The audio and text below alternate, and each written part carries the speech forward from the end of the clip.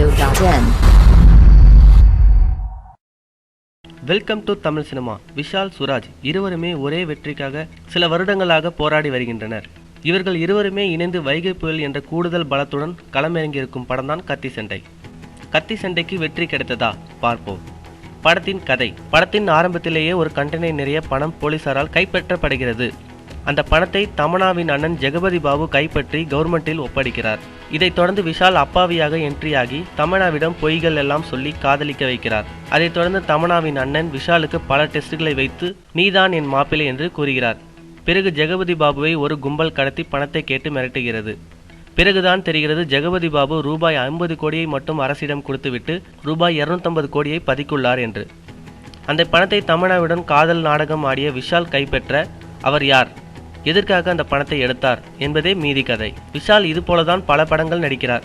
அப்பாவி, அதிரடி என இவரே 10 படங்கள் நடித்திருப்பார். அதே போலதான் இந்த படத்திலும் விஷால் நடித்துள்ளார். தமன்னா வெறும் பாடல் டூயட்டுக்கு தான். படத்தின் முதல் பகுதியை தூக்கி நிறுத்துவது சூரியன் காமெடி தான். ஆரம்பத்தின் நெளிய வைத்தாலும் போக போக சிரிக்க வைக்கிறார். அதிலும் விஷாலின் காதலுக்கு இவர் போடும் கெட்டப்புகள் செம. அதை விடுங்க, வடிவேல் ரீஎன்ட்ரி எப்படி உள்ளது அதை சொல்லுங்கள் என்று நீங்கள் நினைப்பது தெரிகிறது. இரண்டாம் பகுதியில் ஒன் மேன் ஆர்மி வடிவேல் தான். டாக்டர் பூத்திரியாக கலகலப்புக்கு பஞ்சமே இல்லை. அதிலும் விஷாலின் காரில் மறைந்து வரும் காட்சிகள் சிரிப்புக்கு ஃபுல் கேரண்டி. படத்தின் மாபெரும் பிளஸ் கிளைமாக்ஸ் காட்சிகள் தான். கிட்டத்தட்ட கத்தியின் தென்னூத்து கிராமம் போல வரும் அந்த காட்சி இன்னும் கொஞ்சம் முன்னே வந்திருந்தால் மேலும் ரசிக்கப்பட்டிருக்கும். படம் முடியும் போது வருவது பொறுமையை சோதிக்கின்றது.